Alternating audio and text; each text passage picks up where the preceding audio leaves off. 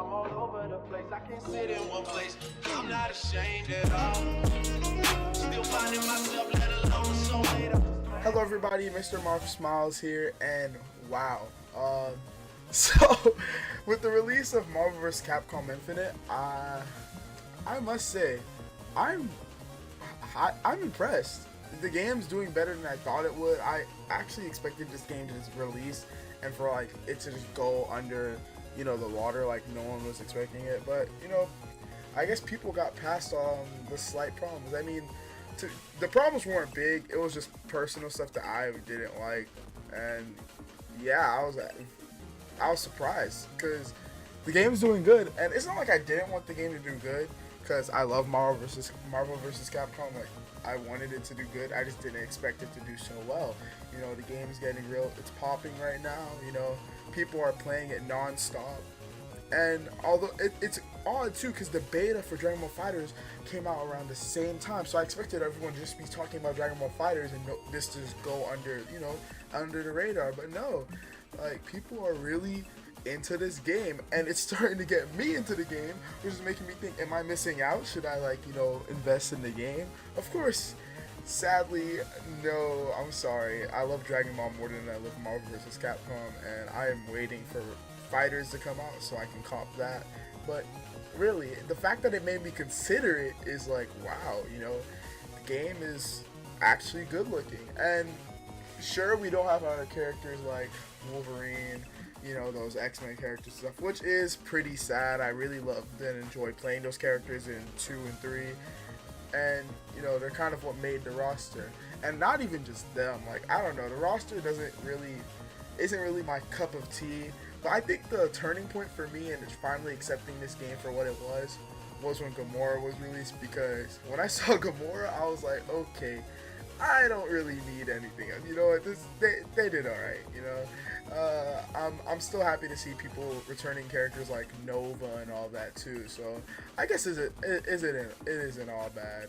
I would have liked to see better stuff from the Capcom side as well. Because although everyone was talking about the X-Men, I don't know, the Capcom side seemed pretty weak. Also, I don't really know about lots of these characters and such. There wasn't lots of memorable characters to me. I kind of wish we had Ken in a Marvel vs. Capcom game again. And Akuma's not in this game either, which kind of has me sad also. Unless he is and I just haven't seen him, but I'm pretty sure he's not in there. But my favorites are still here. Other than Cyclops, my favorites are still here. Like, you got your classic. Oh crap, I forgot Dr. Doom's not in here either. This is one thing though, I was talking to my little brother about this. This is one thing that I don't think they had to do, because I don't know if they still had the rights to the Fantastic Four characters, but there was like none of them here. And like, we got some more Darkstalkers characters, but there's absent characters like Felicia also, and I was very confused about stuff like that. Like, I would have opted for someone like Felicia other than whatever Dread Dude is from, whatever game he's from. I'm pretty sure he's from Resident Evil or something like that. Like, I don't know. It was really weird to see stuff like that. Like, why not if not Doctor Doom, why not other Fantastic Four characters? I would have loved to see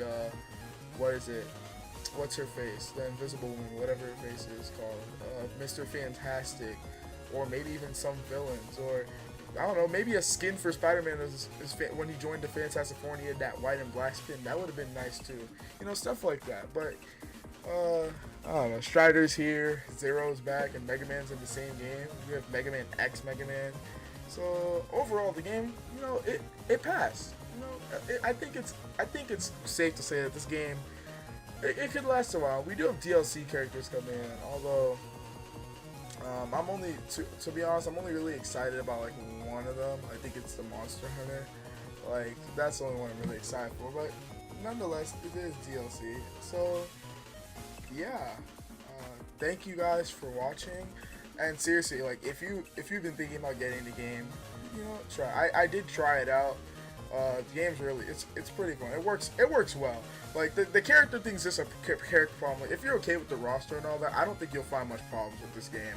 The aesthetically, it's not like KOF 14, but it's still pretty. I'm not gonna lie to you. I don't like the aesthetics that much at all. There are times though. There are times where the game looks beautiful, but most of the time I'm looking at it like, I wish there was a little more flavor to this. But overall, the game's not a bad game. So if you're thinking about copying it, I suggest you do. While the hype's still high, there's still lots of people playing this right now. You know, it's not a bad game. It's just not exactly my cup of tea. I'm pretty sure I'm just gonna stick to 2.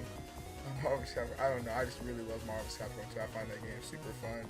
But you know, maybe in the near future, I may cop this game and finally get another PS4 controller or a fight stick and play with my brother if he decides to play with me. I don't know. Maybe record some matches for you guys. But that's really all for this video. Thank you guys for watching. I'm MrMarfsmiles. See you guys next time. Peace.